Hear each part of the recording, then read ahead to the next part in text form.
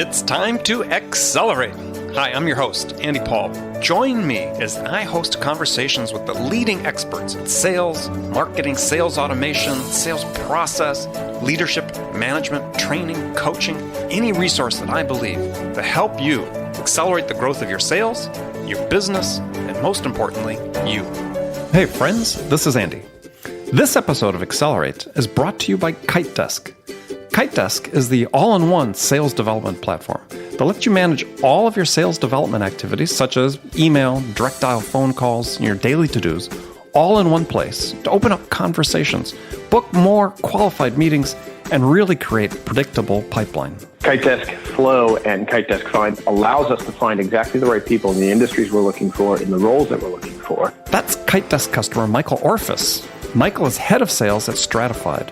In addition to the all-in-one management of his sales development team's days, KiteDesk helps him with another big part of his job. We have the ability with KiteDesk to do what we call targeted campaigns. Our conversion rate from what we were doing in the past to what we're doing now has been really massive. So you don't have to take tons of time to research, prospect, then blast large lists of people that never turn into sales opportunities. We're seeing higher clicks, we're seeing higher open rates, and without question, we've seen a massive increase in pipeline generation. So, to learn more about KiteDesk, schedule a free demo, and learn how to create predictable pipeline at your sales organization, go to kitedesk.com/accelerate. That's KITEDESK.com/accelerate. Hello, and welcome to Accelerate. I'm excited to welcome back to the show today Jeff Shore. He is an author of multiple books, including Closing 2.0, which we're going to talk about today, as well as President and CEO of Shore Consulting. Jeff, welcome back to Accelerate. Yeah, always an enjoyable conversation. Looking forward to it from my friend. Yeah, always looking forward to it. So, maybe for people that missed your first appearance on the show, brief introduction of yourself and what your company does.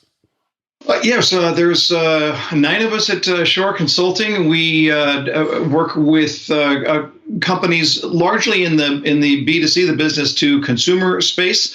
We love the emotion-based sale. It's what really interests us more than anything else. But we have the opportunity to work with companies large and small throughout North America. A little bit of international work as well. But it's been about 17 years for me at Shore Consulting. I was national sales director for a very large home building firm before that. So are a lot of your clients in the real estate space? Yeah, that's always been our dominant industry, but we've spent more and more time in other aspects of the B2C environment. So, now we've spent a lot of time working with, consumer products, home improvement, some automobile sales, just anywhere where there's a direct sale to a consumer. That's really where our target market is. And a certain price point? I don't really think it matters. And we've worked on large and small on the price point.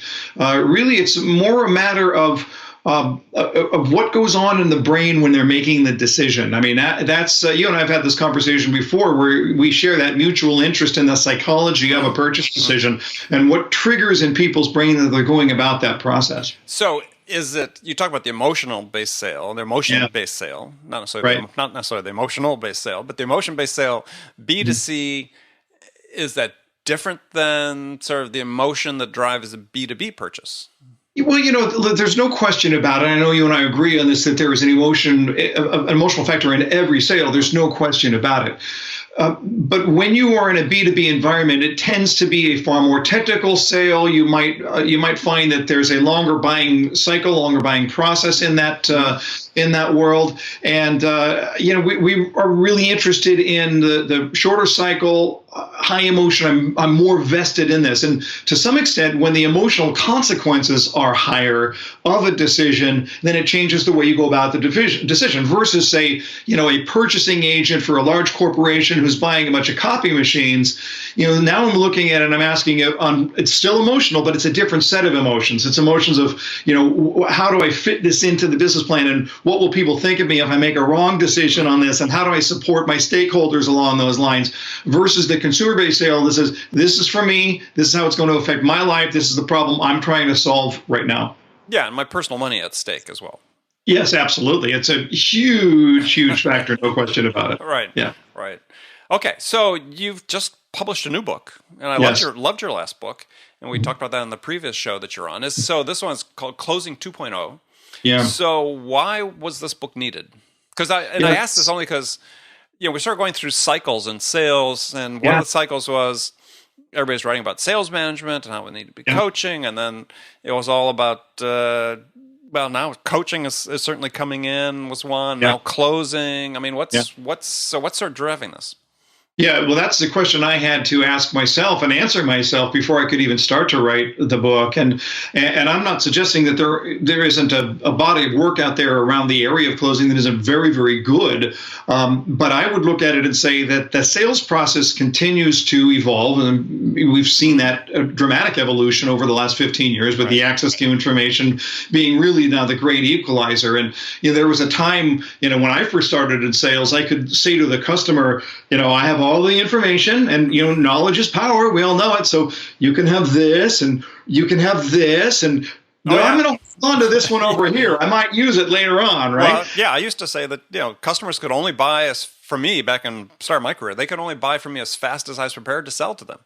Yes, right. And you had all the information, so you sort of held on to the keys. And you had the answers. Yes. Exactly, yeah. So now that information is ubiquitous, and you've got a very, very well-educated consumer and it says that the very job of the salesperson has changed. Now it's not just simply providing information. The internet can do that. Now it's how do we apply the information, and how do I make the information relevant to your specific situation? So obviously it starts with, you need to understand your customer well enough to know why the information is going to be relevant in the first place. But then as you do that, the question is, how do you bring them along? Now, what I have seen is a moving away from closing skills because it almost seems a little bit icky, a little bit like, well, I'm going to be this, friendly partner, trusted advisor type, then I don't want to be in that situation or being too aggressive or too assertive, and I'm going to be losing that. And so I'm trying to find that line in between something that is respectful and partnership based with our customer, and yet doesn't give a salesperson a pass to say, well, they'll let me know when they're ready to buy. So that's where I was trying to look at it. In fact, one of the things that I said to my editor throughout the process of writing the book, my editor has nothing to do with sales. She's not a salesperson, but I asked her, I said, I want to write a book that any of the customers of my audience would be comfortable reading. And I'm sure you would agree with me, Andy, that when we look at the books on our shelves about closing, most of them I wouldn't want to go anywhere near an actual consumer. But I wanted to write a book that a customer would go, yeah, that I'm okay with that. I'm comfortable with that. Yeah. Well, actually, I was thinking about that as I was reading your book, which was that actually your book was the first book I've ever read on closing. So think about it. There are decades of being in this business, because the same reason that we don't like those books is I just thought they were irrelevant. Yeah. Especially in the business to business space. I tell people, I said, well, that's interesting. You're trying to hire somebody like a client. You're trying to hire a new sales rep, and one of the things they put in the job description is, we want somebody who's a closer. Yeah. And I said, well, that's kind of interesting. So tell me, how often are you in the room when the customer makes the decision? Well, we're never in the room when the customer. Oh, okay. Just wanted to ask. Yeah. It's like all these books about, really written, even though it's ostensibly for business to business sales, are really for sort of this image of the prototypical used car salesman. Yeah. And it can get really, I get it. I mean, I understand how uncomfortable some of that can be. And of course, the problem is that I think that any salesperson who's going to read a book or listen to an expert is going to listen through or read through two filters. One filter is going to ask, does this pertain to my experiences up to this point? And then the other one is, will I be able to use this in the future? So if you're looking at a technique that's being shared and you look and you go, boy, if I try and fit that into any conversation I've ever had, it would be so foreign and so bizarre that I would fail at it. And by the way, how they're asking me to perform this is so inconsistent with my own approach that I can't use it anyway. Exactly. So I think there's the discriminating salesperson, appropriately so, that's going to look at it and say, if I can't use this, if this isn't relevant to me, then it doesn't matter. And I think that that's where most of these books fail. They teach techniques that going to be very, very difficult for the average person to be able to pull off. Okay, well, let's sort of back up and unpack this from the beginning. And so what, this may sound too simplistic, but what is closing? Because I think people have different definitions of what closing actually is. Agreed. So if we start with the definition, and it's interesting you should ask the question, because when I was researching the book, I tried to find the origin of the very word closing. Why do we use the word closing? And somebody over here said, well, it has to do with it originated in the real estate field where we're closing the escrow or the closing process or whatever. And nobody really knows. I know that if I were writing sales theory from scratch, I wouldn't actually use the word closing. I would use the word agreement. Sure. Because I think that the very term closing can be misconstrued as to something that I'm doing to someone. If I'm looking at agreement, then it implies a partnership right from the very beginning. Exactly. So I define closing as the process of gaining agreements throughout the conversation, culminating in a final agreement to purchase. And so there's this what the author Richard Tiller calls a decision-making rhythm that gets established here, where the customer can make their decision a little bit at a time. And it's so much easier to purchase that way than just looking that big old, what's it going to take to get you to buy my product? That's nuts. That's crazy. So we got to simplify it. We got to break it down into a series of agreements. And that's where you start to get into some of the psychological background that's the basis of why I wanted to write the book in the first place. Well, right. And I think one of those emotion-based factors you talk about, and I talk about this in my books as well, is, I call sales a service that you provide to a customer. And you reiterate that in your book as well, is that, it's even closing itself, you say, is an act of service. And Sure. so what do you mean about, I understand sales being the service, so what did you mean about closing being an act of service? Well, look, every now and then I'll hear a salesperson say, well, I don't want to be disrespectful. I'm being careful about whether I should ask them if they want to buy it because I don't want to be disrespectful. And I look at that and I go, and I just take it back to my early career in real estate sales and think, if you want to be disrespectful to a customer, try this. Force them to come to you, hat in hand, and say, hey, we were just thinking here, if we at some point, if we wanted to buy, how do we do that? You want to talk about disrespect? That's disrespect, is making your customer come to you and ask permission to buy. So there's the idea here of, I believe it's the job of the salesperson to make it easy for people to do what they want to do anyway. It's the job of the salesperson to make it easy for them to purchase. And that's, again, violates, when you look at what closing has been taught, it violates that very rule. It doesn't make it easy because it's a high pressure environment. And I think that ship has sailed. I think we're in a new time. Yeah, well, I agree. I mean, I led off my second book with a quote from Bezos, Jeff Bezos, founder, CEO of Amazon, was saying, I thought it was a great quote about, sort of encapsulates what you're talking about with sales. He said we don't make money when we sell things. We make money when we help customers make purchase decisions. Yeah. And that's it. That's what you're really talking about here. Right. And I think if you do that too, and to a point you make in your book, which and others, increasingly are making too, that we have this lingering, perception of salespeople about, negative stereotypical perceptions of most, salespeople, which I think most salespeople, don't rise to meeting that stereotype. Right. But it still exists.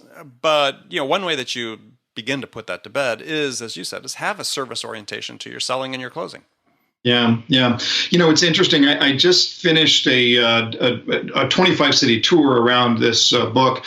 And one of the things that I do in the tour is I ask people to, describe that salesperson, that sort of that old school salesperson that is I think it was Dan Pink in To Sell Is Human, where he had done some man on the street interviews, word association. I say person, you say what? And I think the number one answer was pushy, number two was sleazy, number three was used cars. And so I asked my audience, describe that person physically.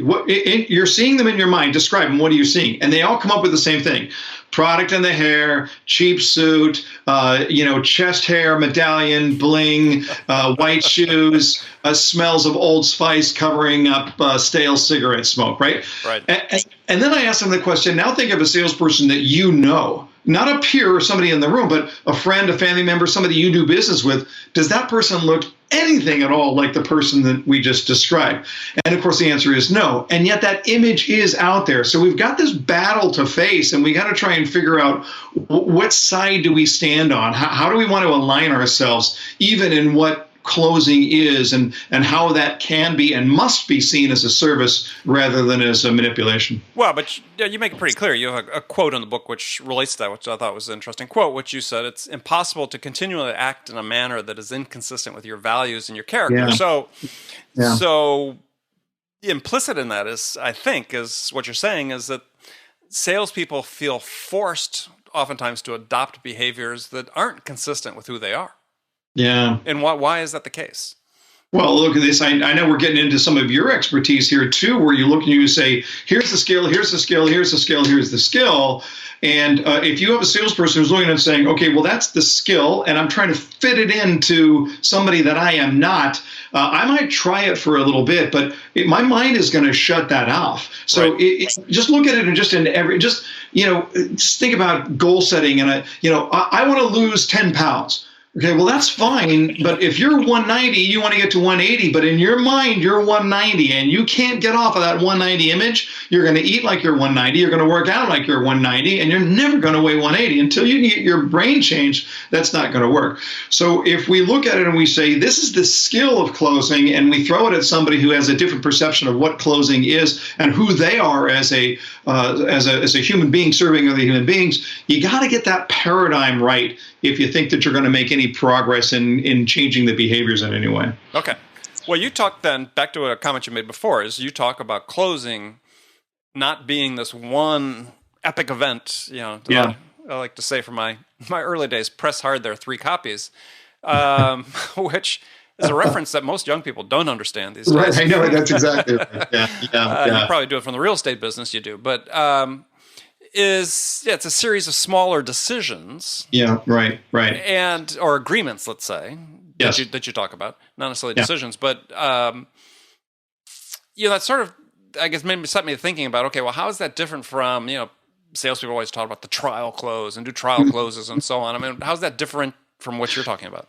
Well, there's 2 things here. First of all, what is the motive behind the closing? So when I talk about the series of agreements here, the most important perspective or paradigm for a salesperson to carry into that definition is to understand that I'm not talking about an agreement that a customer makes with me. That's not the important agreement. The important agreement is the agreement that a customer makes with herself or with himself. That's the agreement that really makes a difference, because what's going to happen through this process is that our brains, if you get into the psychology of closing a little bit, our brains we're making decisions whether we know it or not. The question is, and you could look at this, this whole, dual process theory. I mean, a lot's been written about this, but to really, on a very simple level, you can look at the reflective brain and you can look at the reflexive brain. And that reflective brain is that consideration brain. I'm taking all of the component parts, I'm putting it all together, I'm making a rational, reasoned decision. But the reflexive brain is making all of those mini decisions all throughout the process. Do I like you? Do I trust you? Is it cold in here? What do I think? And I'm doing it subconsciously all throughout the process. So here's the problem.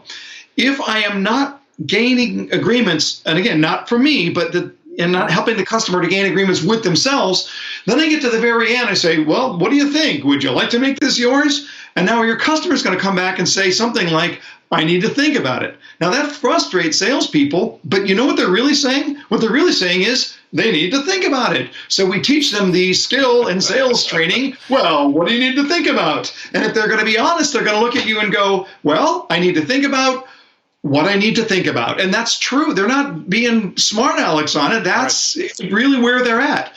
On the other hand, if we can help them to make agreements with themselves, then what happens? They're making a series of reflective agreements. And those reflective agreements take a much more prominent view in their brain. So now when they get to the end and they're trying to lump it all together, they can look back at all of those reflective agreements. They're big, they're bold, they're right there, and they can sum all those up and say, boy, it sure seems to make sense based on the component parts that got me to this place. Yeah, I mean, that comports with what Cialdini talks about in influence, right? And when you talk about consistency, so when people start making these series of agreements with themselves, when they get to the point of making the final decision, they have a psychological need almost to be coherent with those and to be consistent with the decisions that they've made already.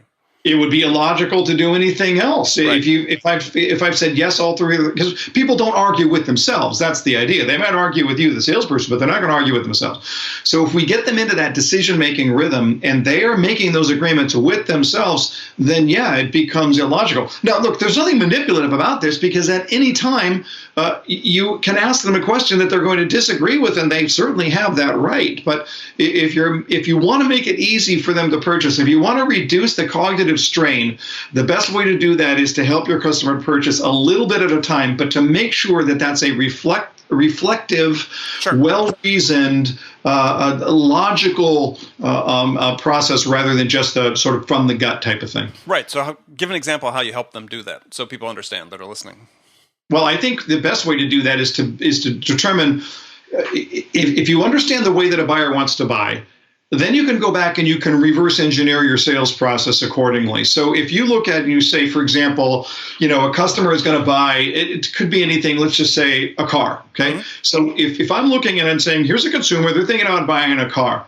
What are the most important decisions that they're going to be making about buying a car?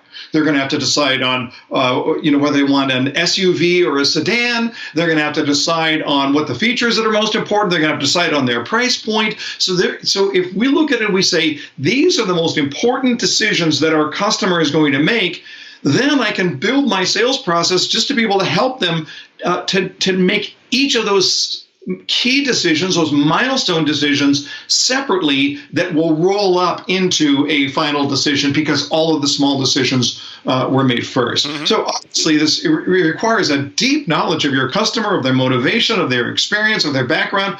This will never stand alone. You can't just look at it and say, well, I'm not going to do anything else, but I'm going to close. It's not the way it works. But if you know your customer well and you can take them through those processes, then you can figure out, how do they want to buy? Then reverse engineer your sales presentation according to your customer's buying milestones. Right. And to me, one of the first decision point, though, that a customer makes is this, and there's been research been done on this, is the binary decision: am I going to do this or not? Yeah. I mean, that precedes, at least my experience has shown me, and I know there's research that says this as well, is that precedes all other agreements, is the first yes, no. Yeah. And I think so often salespeople don't pay attention to that, and that's why they end up getting these no decisions with such high frequency. Mm-hmm. Is they just make the assumption the customer, since they're engaging in the process, that they must want to buy, that they think it's a good idea, and so they don't get that agreement on that first. Yeah, am I going to do this or not? Yeah. So my take on that is to think that the highest predictor of urgency in a buying decision is dissatisfaction. It's not promotion. It's not, your takeaway clothes. It's what's wrong with your life. And the higher the dissatisfaction, the greater the need to satisfy that dissatisfaction. So, look, if you've ever been to the point where you were so hungry that you were surprised at what you were willing to eat, and you go to the refrigerator, you open the door, nothing to eat, close the door, wait 5 minutes, lower your standards, open the door again. There it is. It's a jar of pickles, 4th shelf on the back, hasn't been opened since the Reagan administration. But if you're hungry enough, you're going to eat it. The single greatest predictor of urgency is dissatisfaction. So even when we're looking at closing, as we're looking at gaining agreements, there's the question of saying, why is this customer standing here in the first place? And that is going to give you, I think, the truest sign as to whether you've conquered that first hurdle. Does this person even want to purchase? Is that why they are here? Yeah, but I mean, people could still want to purchase, but make the decision not to at that point in time, right? That go, no go, right? And they could have dissatisfaction, but to your point, there are other factors they have to take into account, whether it rises to the level of dissatisfaction that's worth the investment of time and money to fix it.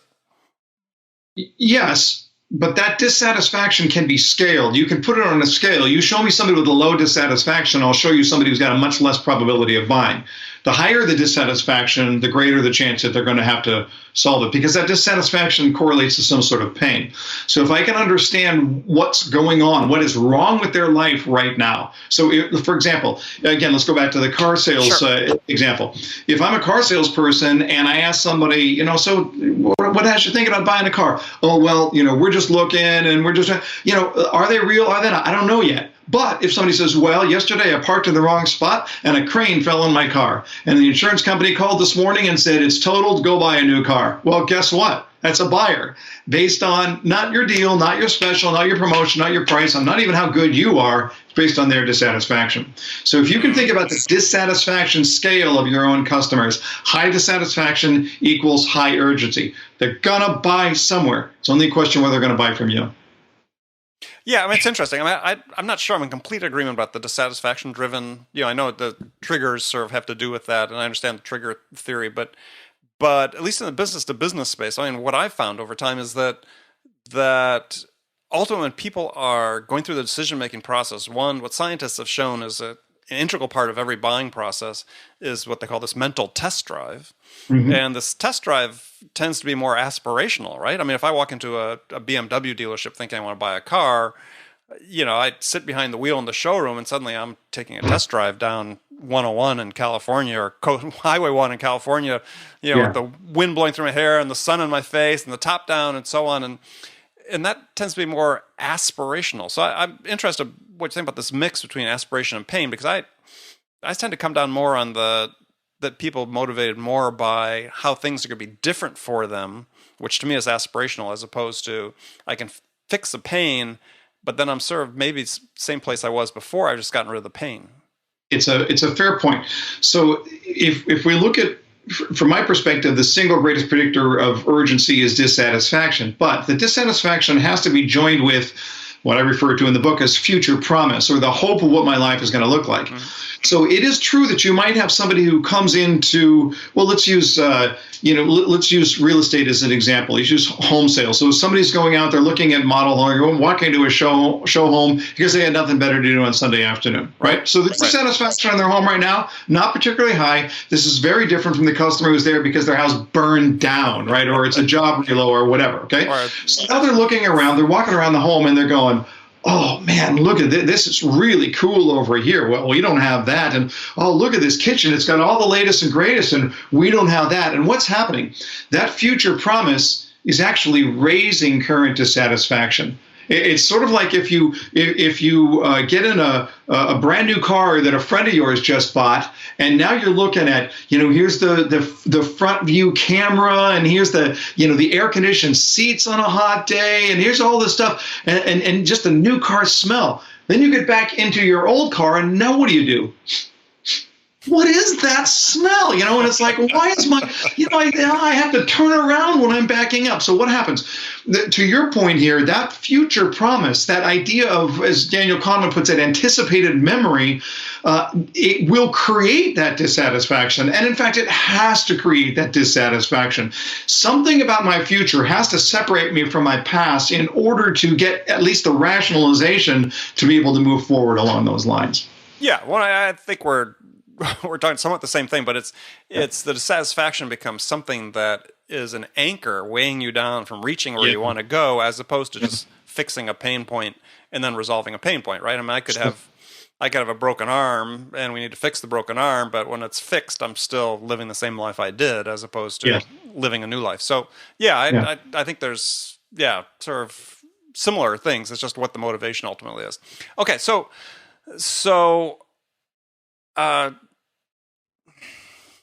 can I just jump in with one other thing? Go ahead. I was going to look up. Suggest that whether you're talking about what's wrong with their life now, or what your customer wants their life to look like moving forward, one of the things that often gets missed in closing is that we don't pull those factors very effectively into the closing process. That is that we isolate them. We understand what's wrong with your life. We understand what you want your life to look like, but they're just even drawing that back into the recap of saying, you had said this was what was wrong here. You had said this is what you wanted to be right. Now let's evaluate what we've got right here according to your standards, not according to my product, but according to your standards. Now there's that opportunity to really have, you're putting your product on trial, but appropriately so, because if it doesn't match what the customer wanted it to match in the first place, then we're all just wasting our time and our breath. Yeah, I think to that point exactly. I think that an effective way to do that when you have that conversation is through a series of questions with basically recap what you've been talking about to this point. So you're recapping the agreements that you've reached already, and getting them to agree again that yes, this is what we agreed to, or yes, this is what's important to me, or whatever that internal agreement is.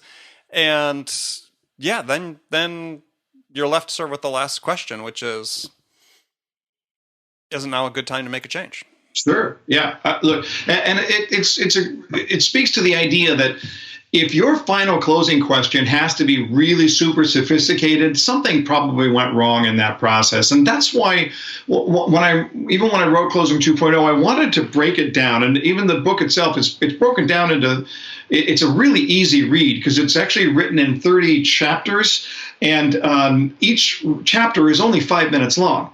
Because the point about closing is to look at it and say, here's 5 minutes of some thoughts on closing, but now the question is, how do I apply it? Because closing is not a theory. Closing is an action. When I'm looking at the way that I'm gaining agreements, these are behaviors that have to be, it's a behavior, which means it has to be behaved on, not just read about. So the idea here is to take 30 days on a journey to be able to break down all the small component pieces and to be able to look at it and say, okay, how am I doing in this area? How comfortable am I? But I do think that there are a lot of salespeople who think so much about that final close and making sure that it's extremely well crafted. And I'll tell you what, I think if you're doing your job right, you ought to be able to look at your customer and go, what do you think? Well, no, exactly, exactly. I mean, so back to Daniel Kahneman. I mean, one of the things Kahneman's famous for is what he calls the peak end rule, that when people go through an experience and they look back at the experience, they basically factor in two items into their decision. One is the peak event during that experience, and one is the last event. And so in my book, Amp Up Your Sales, I translated that into sales. I call it peak end selling. And so if you look at your various touch points during a sales process, if the close is considered a peak event, you're in trouble. So your peak event needs to be how responsive you were up front, the quality of your discovery questions, things that happen before then that are part of these leading you to those series of agreements. So to your point, exactly, the actual close should be an afterthought. Yes, if there is a peak moment or an end moment, it's not actually the question. In my mind, it should be the little mini celebration that takes place after they say yes that somehow memorializes what just happened and makes them feel good about that purchase. Now, maybe that's a legitimate peak end, but if you're putting all of your weight into the question itself, you're doing it for service. Yeah, a peak event becomes before the decision. Like I said, I always try to coach people as, let's make discovery the peak event. That, or the first contact you have with them, make that the peak event. And then, like I said, everything else is more pro forma from that standpoint. So, Jeff, now we're coming to the last segment of the show where I got some standard questions I asked all my guests, and you've been through this before, so I had to change the questions for you. And so we got some new ones here. And so the first one, this is sort of an interesting question. We get a lot of sort of controversy about this one. So, in your mind, is it easier to teach a technical non-salesperson how to sell, or teach a salesperson how to sell a technical product? That's a great question. There's a lot of clarification that could go into that, but I would suggest that it's probably easier to teach a salesperson how to sell a technical product. And the reason is because of that belief thing that we were talking about earlier. So many people believe that they can't sell because their experience is trying to sell calendars or candles as part of a school fundraiser in the 7th grade, and they were so miserable that they have this visceral reaction that says, I can't sell. Hey, if you don't believe that you can sell, I'm not sure that I can teach you how to sell anything at all. But if you have a core belief that you can sell in the first place, I'm not sure that the level of technical expertise is required is the key factor there. Okay. All right. So next question is, what's one book, non-business, non-sales book, that you think every salesperson should read? Oh boy, non-business, non-sales. I think I would probably go with David McCullough's biography of John Adams. A Pulitzer Prize-winning book, Yep, an absolutely amazing book. First of all, it's a great book just to really understand what really happened in what almost this grand experiment that almost didn't happen in the first place.